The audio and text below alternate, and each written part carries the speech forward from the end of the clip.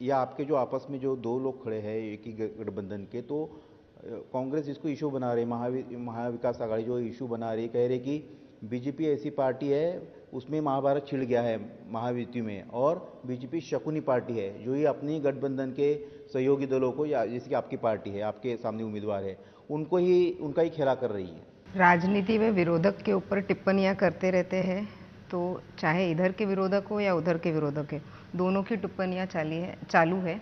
जहां तक अणुशक्ति नगर विधानसभा क्षेत्र की बात है, उसमें एक अजीब सा माहौल बना हुआ है, क्योंकि अचानक से एक सपा का कार्यकर्ता आके एनसीपी में इंपोर्ट करके लाया जाता है।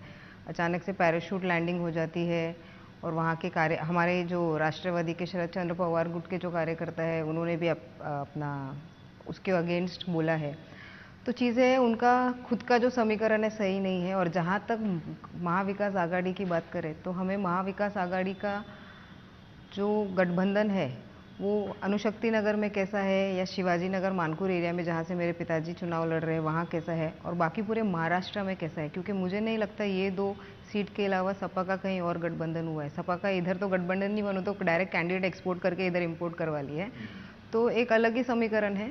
देखते हैं पूरे महाराष्ट्र में चुनाव का माहौल आगे 4 तारीख से जब शुरुआत होगी प्रचार के, तो देखेंगे कौन सा झुकाव किस तरह। आपने कहा कि पैराशूट उम्मीदवार है फयाद अहमद, सोहराब अस्कर के फिल्म एक्ट्रेस के पति है, क्या कोई फ़ायदा मिलेगा यहाँ पर, क्योंकि मुस्लिम वोट 29% है, और मुस्लिम इस बार यहाँ का किसका साथ देगा? आपका काम तो सभी समाज में है, मैं जानता हूँ, मैं आता भी हूँ, नवाब भाई से मिलता भी रहा हूँ, लेकिन आपको क्या लगता है कि 2 मुस्लिम कैंडिडेट के बीच में ऐसा ना हो जाए कि कहीं तीसरा? मतदान क्या चाहता है? मतदार एक ही चीज़ चाहता है कि मैं उसको मत डालूं जो काम करने वाला नेता है। काम के आधार पे हम वोट मांगते हैं, काम के आधार पे हमें पूरा विश्वास है हमें वोट मिलेगा। और दूसरा, एक मुसलमान मतदार की भी क्या इच्छा होती है, वो चाहता है कि मेरे बच्चे अच्छे स्कूल में जाए, वो चाहता है कि हमारी भी फैसिलिटीज़ जैसे बाकी सबको है, मतलब पूरे हमारे कम्युनिटी का एक डेवलपमेंट हो, हमारे एरिया का डेवलपमेंट हो।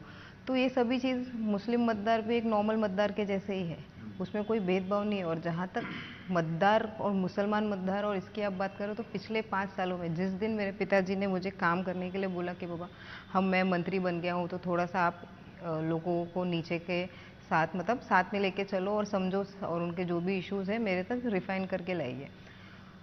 तो उन्होंने एक चीज़ बोली कि ये अगर लेटर आया है तो ये लेटर पे हमको काम करना है। उन्होंने ये नहीं बताया कि किधर से हमें मत मिला है, किधर से नहीं मिला है, वो कौन से धर्म के हैं, या वे कौन से कास्ट को बिलोंग करते हैं, या वो कौन से एरिया को बिलोंग करते हैं।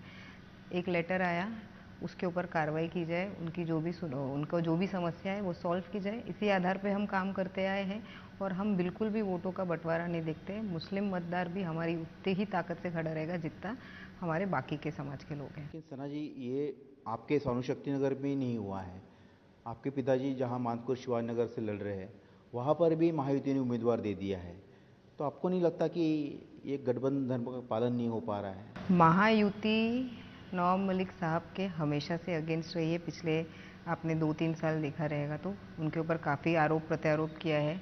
जो मैटर कोर्ट में है वो आगे सिद्ध होगा, और हमें पूरा विश्वास है कि सब बेबुनियाद इल्ज़ाम लगाए गए हैं, वो जिस दिन कोर्ट का निकाल आएगा वो दूध का दूध और पानी का पानी हो जाएगा, और Nawab Malik will come out really very clean. वो बात की बात है।